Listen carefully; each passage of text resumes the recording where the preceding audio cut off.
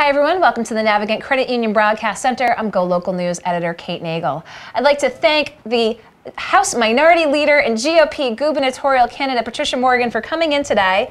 Thanks for having me. It's been a busy day. You had a big event this morning, yes. launching your blueprint for a stronger Rhode Island. I've got the bullet points, but talk with us about how the event went. It went very well. Obviously, I think people want to know what we stand for as candidates. And these are the first two parts of my plan. It's a blueprint for Rhode Island. These two are the economic development and the government accountability is what we're calling it. Okay, so are you kind of on the campaign trail, kind of the no-toll governor? I am the no-toll governor. I will take down the gantries that are up and I will stop tolls. We don't need them. We've never needed them. And, you know, we're seeing the time frame from the rollout here. I mean, what are you hearing from folks in terms of this proposal? From the no tolls, yeah. Actually, it's been good. You know, they're really concrete. They're proven ideas. I have Payfors, so I just didn't throw out ideas. I actually have ways to pay for the ideas, and they absolutely will make Rhode Island stronger. They'll help our economy get better, keep our children here, make us more prosperous. So let's talk a little bit about what those pay-fors look like for a number of things to, as you put it, reduce the burden on Rhode Islanders. How would we fill that gap? Most of it is from waste, fraud, and abuse. So we already have a kind of a fledgling lean government program, but I really want to make it a robust one. Other states have used it. I think most states have now started performance management lean government, and the results are incredible. I'm only saying that we're going to get $6 million worth of savings from it, but I think it's going to be much more. There's a lot of low-hanging fruit out there. We can make government more efficient, more effective, and cost less. Okay, this sort of segues here into you've been a strong proponent of establishing an Office of Inspector General. Yep, that's another one. An Inspector General, let me see, there's 38 states that already have an Inspector General of some kind. The data tells me that for every dollar you spend for an Inspector General, you get $12 to $18 back. So I am absolutely going to have an Office of the Inspector General inside my administration. You know, Governor Chafee was able to start HealthSource Rhode Island with an executive order. I'm going to start an Inspector General's office with an executive order. And one of the things we heard again from folks too regarding that was there's some upfront costs, but do you believe the findings will offset it? But you know, talk about that first year. Absolutely. So I'm proposing that we spend about $3.5 million to start the office, which is the Inspector General, inspectors, auditors, all the people that you need. And I've only said 10 times in savings. So I'm saying we'll make $30 million. I honestly think that there's much more to be had, but we'll start with that.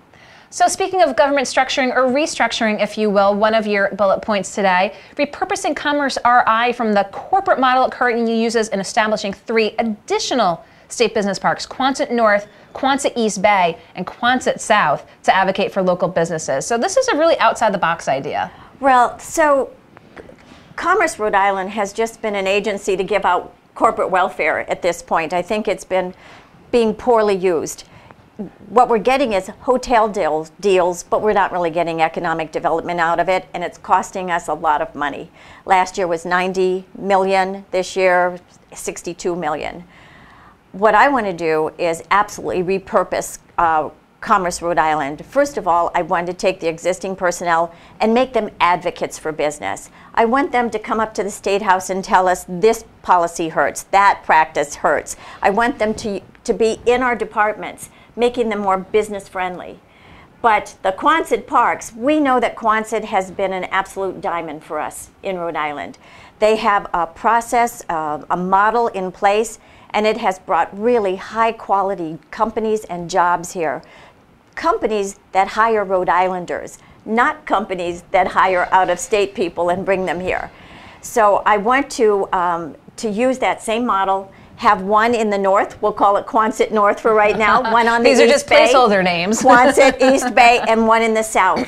Obviously the one in the north and East Bay will really, I think, help us attract people from Massachusetts, entrepreneurs, to come start your business here, as long as we're business friendly. So that's why the two things work together. We need to make Rhode Island more business friendly, but we need to make a place where they can come, start a company just like that and get going. What do you think has been the backbone of the success at Quonset? Like, so what would you replicate in these additional areas? So they do pre-permitting. They're very, very business friendly. They help companies, but if a company comes to Quonset and says, I want to build 50,000 square feet, they can be up and running in a month. The pre-permit's a huge part of it. The pre-permitting is a huge part of it. They are helpmates, but that's the biggest part. That's absolutely the biggest part. Okay, a very outside-the-box idea. Speaking of Rhode Islanders and keeping Rhode Islanders in Rhode Island, strengthening the connections between career and tech schools, employers, and CCRI, beginning grant programs for employer-based apprenticeships, and offering tax credits for companies that offer college loan and repayment programs to combat the brain drain. So we talk about this so much, this pipeline to retain talent here in the state. Talk with us how this would differ from the current administration. Well, right now we're offering free tuition and we're getting a lot of failure. And I think that hurts children, by the way. It hurts taxpayers, but I think it hurts the children who go, they say, oh, I'm going to get a college education, and then it doesn't happen because they're not equipped. What we will pay for is success. So right now we are the third highest state for losing college graduates. So nearly 70% of our college graduates get great educations here and then leave because there's opportunities elsewhere. And our employees are having a hard time keeping them here. I want to offer a tax credit to employers who set up a program to help their college graduates pay off their college loans. I think that's the one thing we can do to say, you've succeeded, you've gone through college, you've got your diploma, you've got a job, we're going to help you pay off those college loans. Okay, that was one of the bullet points for the education component. Finally, ending the practice of scoops. No scoops. You know, first of all, it's one-time revenue, which adds to a structural deficit. Everybody hears that word and they don't know quite what that means. It means we keep plugging holes with one-time revenue. But we have rated, or the governor has rated, I haven't, the governor has rated our trash collection. We're paying for that in our property taxes. She's taking that money for state government. Electric bills, telephone bills, DMV fees, Narragansett Bay Commission. I mean, she has just kind of ticked through. This year it's $17.5 million that she wants in this one-time revenue from ratepayers, from our electric bills, our trash pickup. We're just going to eliminate that. It shouldn't be happening. It's bad for the budget. It's bad for ratepayers. We're going to stop it. You know, it is interesting because we knew at the outset, at the beginning of the year, that the FY18 budget was looking at a potential $60 million shortfall. We know for FY19, granted the revenue estimating conference is going on now, but the projections leading up to it were close to $200 million. You can't scoop your way out of $200 million. No, and remember, it's just one-time revenue. It's not revenue that repeats. So we just really have to make government more efficient. We need to, there is so much waste. When I was studying the tolls, I actually went through the budget. I found $1 billion worth of waste over 10 years. There's a lot of waste there. We can take it, squeeze it out, and use it to make our economy better, put more money in the wallets of Rhode Islanders. When they spend the money on the things that are important to them, they actually make our economy stronger. We need to do that. So these were some of the points from the blueprint for a stronger Rhode Island. You said there's more to come. Well, there's one more that I would like to highlight. You know, I have a cable ad going on now because one of our representatives proposed bribing people with $10,000 to come to Rhode Island. We have now military retirees, and we are still taxing their pensions. We are one of the few New England states, I think there's one other New England state that taxes military pensions, which means we have this war college that brings them here. We have a great defense industry, and the defense industry needs those kinds of folks. They understand the military and what's necessary. But because we tax their pensions, they leave. The cost of that is $4 million.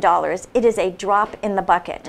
So it is going to be one of my priorities to stop taxing military pensions. We need to keep the military folks here. Here's another thing. Rhode Island's National Guard is one of the most deployed guards in all the states. So we're the second highest. Wow. They really have given a lot. I think we need to thank them for that. And so you talk about that $4 million just on the ledger sheet, but we know what the multiplier impact is. That's just simply from revenue standpoint, but for people staying here, I'm sure it's even higher than that. They leave that money here, they spend it, but on top of that, they have leadership skills, they have tools and knowledge that our defense industry needs. They will just make Rhode Island stronger. Well, I appreciate your taking the time. You had the big event this morning, laying this all out, to stop here in the Navigant Credit Union Broadcast Center on your way up to the State House. I'm sure we'll talk with you soon. Thank you, Kate. Okay, Patricia Morgan, thanks so much. Thank you. Don't go anywhere. We've got a special guest here before the 3 o'clock show in the Navigant Credit Union Broadcast Center.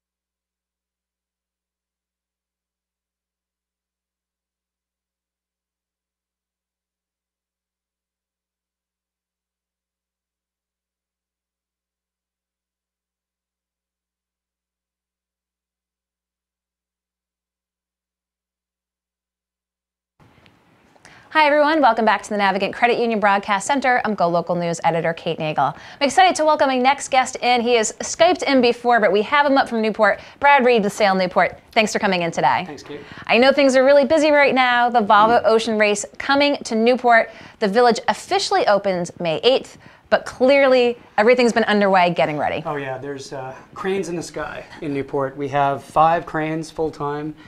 Building out team bases, the Volvo Pavilion, all the different amenities and different features that the Volvo Ocean Race brings to Newport and to Rhode Island for all the hundreds, thousands, tens of thousands of guests that will be coming. That come here, and this hub of activity. Just how big, you're with Sail Newport, you're in the sail world. Yep. How big is this race to both Newport and the sailing world in general? Well, it is the featured crude offshore race in the world. It's 45,000 miles around the planet, men and women sailing on the same boat, co-ed boats, 7 teams of professional sailors. It is the biggest offshore racing event in the world for crude boats. So, in terms of the sailing world, it's huge. It's the biggest thing. It's in the range of the America's Cup in terms of its prominence. Certainly, the sailors themselves have gone through incredible trials and tribulations around the planet. Broken masts. Unfortunately, in this race, they've actually lost a person. It's been a tragic race, but also at the same time, we are welcoming these sailors who've been sailing 45,000 miles around the world on either May 8th or May 9th to our hometown, to our home waters, to Narragansett Bay, and we can't wait to have everybody in Rhode Island come out and see this spectacular event. So what does it mean for Newport? You know, we've seen all the social media, we see all the establishments, the businesses, the restaurants, welcome Volvo. Well, I mean, how big is this for Newport? It's not just big for Newport, it's big for Rhode Island, Kate, because we did an economic impact study last year, and there was $22 million of direct spend from participants and also visitors who came to this state because of the Volvo Ocean Race. When you add in all the Volvo spending and different spending from different sponsors, we're looking at close to $47.7 million of economic impact to the state of Rhode Island. And we really did a good job of telling that story. And the Chamber of Commerce, Discover Newport, Commerce Rhode Island, the City of Newport, the state of Rhode Island are all on board, and we're really looking forward to a great event. So for folks who might not have gone to Newport, what's the visitor experience like? You're so in the world, but people are watching now and they're like, I might want to go down to Newport and check this out. What's a day look like, and what do you recommend? Well, the village opens at on race days at 10 o'clock in the morning, and non-race days at 11 in the morning. And it's a food festival. It's food and drink. It's kids activities. There's an educational pavilion called the One Ocean Exploration Zone that featured different exhibits from different nonprofits from around Rhode Island, showcasing our environmental sustainability, all sorts of different great features. So field trips, families, they showcase the boats. The boats are on display for all the public. We have on-the-water activities to see almost every day. We have a Wounded Veterans Regatta sponsored by MetLife that's going to feature a lot of our wounded vets that have already learned how to sail and race and that are starting to campaign in worldwide competition. So we have everything for everybody, from kids to adults to Grandma, Grandpa, get down here, come down to Fort Adams State Park.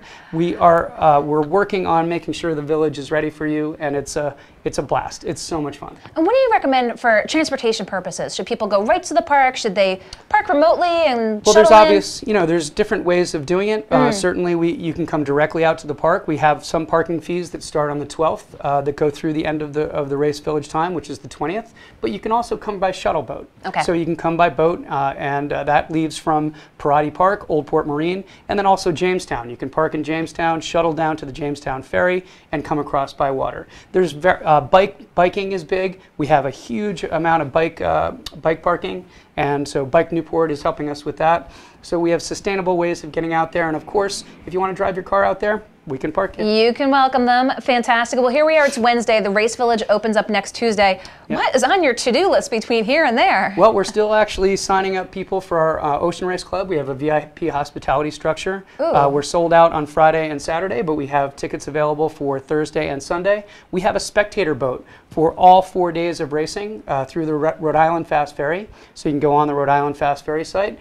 So it's still selling, making sure, and then just getting the word out that it's going to be beautiful, just like today, all week long. So, and we're really looking forward to welcoming these sailors into our bay and on either the 8th or the 9th. Very good. Well, Rhode Island is very excited to be welcoming back the Volvo Ocean Race. I very much appreciate your taking the time out to come here into the studio. We'll have more on the Volvo Ocean Race moving forward. More content you can check out on GoLocalProv.com. But Brad Reed with Sail Newport, thank you for taking the time to come in today. Thanks, Kate. Don't go anywhere. 3 o'clock is The Taste with Rick Simone. We're going to be talking about Mother's Day. Actually, he will. So we'll see you at 3 o'clock. I'm GoLocal News Editor Kate Nagel.